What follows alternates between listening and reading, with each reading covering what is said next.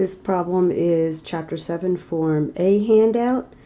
We're going to need number 7. We're going to need to add or subtract as indicated. Subtraction and addition are very weak operations. Only like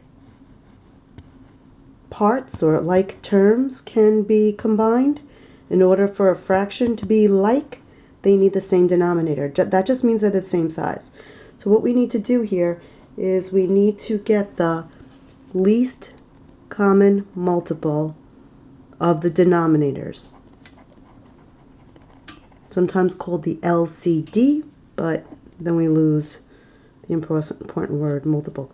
So I have 3z squared and 9z. So I need to find something that both of these go into evenly. Here's a 1, 3. This is actually 3 squared. So I need the coefficient to at least be 9. 9 goes into 9 evenly, and 3 goes into 9 evenly. Now the next piece, the z's.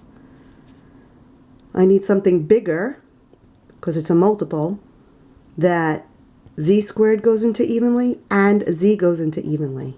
Z squared. Now if I had this as z cubed, of course that would be a multiple, but it's not the least common multiple. So in order to get from here to here, I need to multiply by 3. We'll see that over here. In order to get from 9z to 9z squared, I need to multiply by z. So I want both of these denominators to equal 9z squared. How do I do that? I need to multiply this fraction here by 3.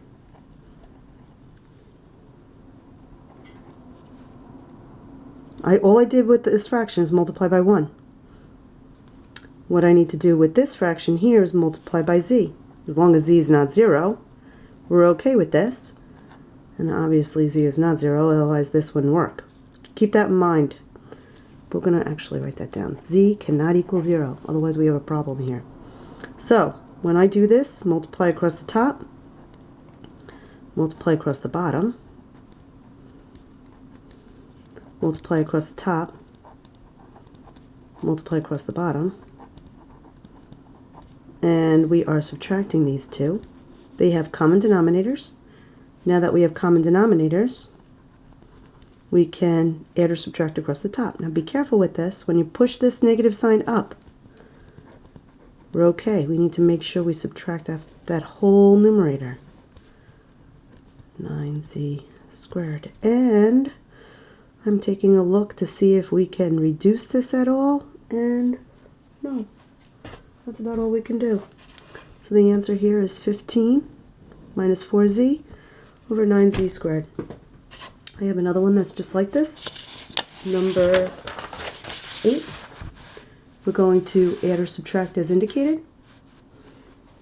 And with this time we have denominators x minus 2 and x plus 9. That's not, yep, that's number 8. So we need the least common multiple of x minus 2 and x plus 9. Now, this is sort of like having this is prime and this is prime. The smallest thing that two prime numbers can go into is the product of those. Let's think about this. This is a group, prime group. Does this go into this evenly? Yes. X plus 9 times. Actually, I'll make that a star so we're not confused with the x's. Does this go into this number evenly? Yes. X minus 2 times.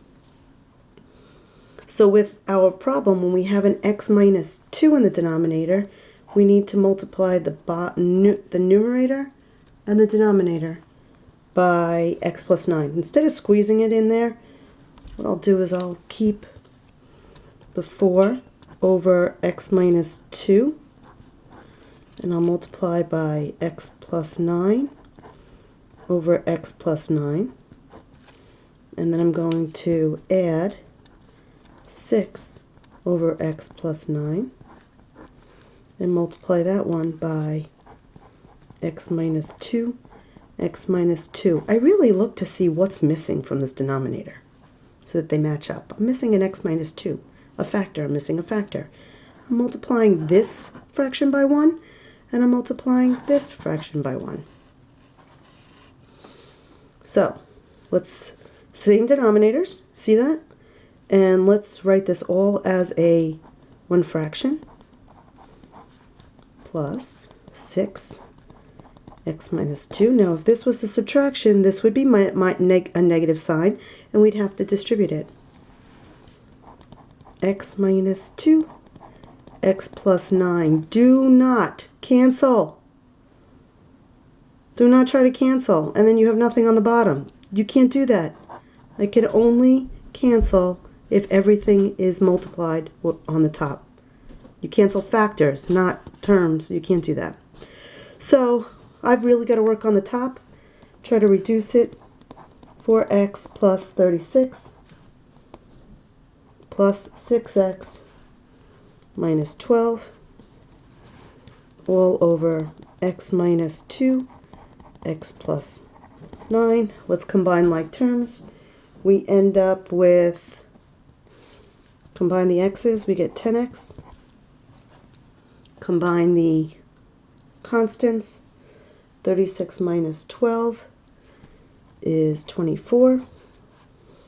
We divide by x minus 2, x plus 9. Now here's, I see I have a common factor in 10x plus 24. I'm not sure if what's left over will reduce or be equal to one of those factors in the denominator. So I'm going to try it. It's 2. No, I'm not going to get anywhere. But it's worth seeing. And that's it. You can't reduce this any further. So the answer could either be this or this. Either one. Okay, one more. Adding or subtracting. Number 9. This time we have 3 denominators.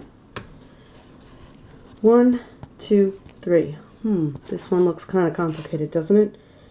Best bet right here is to see what this is made out of. It's kind of like factoring a denominator. So I need to find 2 numbers that multiply to negative 21 and add to 4.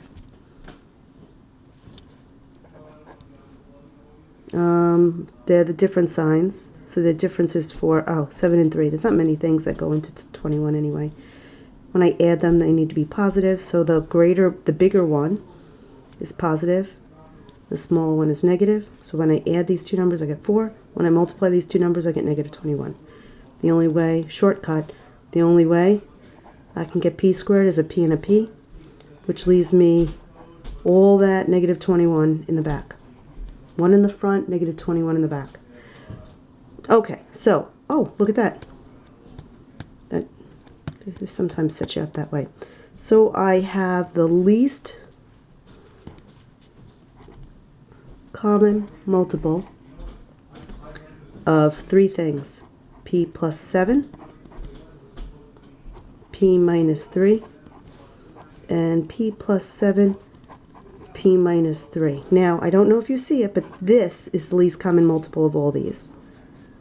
This guy is missing a P minus 3. This one right here is missing a P plus 7. And this one right here is not missing anything. So I'll write that in right here. The least common multiple is P plus 7, P minus 3. So this guy needs a P minus 3. This guy needs a P plus 7. And that guy is fine.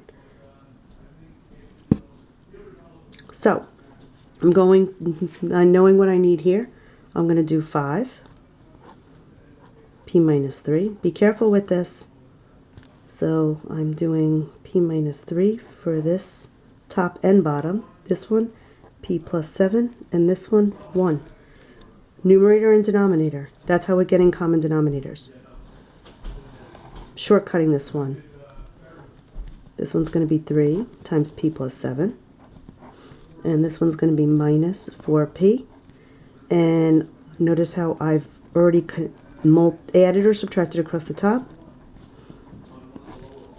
Okay, so that's equal to what we did. Same idea as before. I just didn't write everything down. Hope you see what I did. Gave myself common denominators and went from there. So let me distribute 5p minus 15 plus 3p plus 21 minus 4p. Do not try to cancel. We're not multiplying across the numerator yet.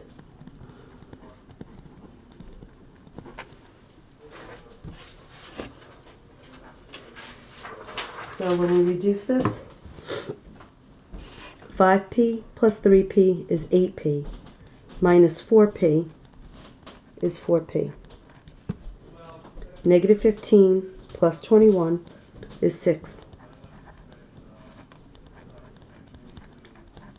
There's no need to multiply out this denominator. We've got to see if we can reduce this any further, just like we did with number 8. Pull out a 2. 2p plus 3, which does not look anything like anything on the bottom. Now at this point, since these are multiplied, 2 and 2p plus 3, and these are multiplied, if this binomial factor was exactly the same as either of these, we'd be able to cancel.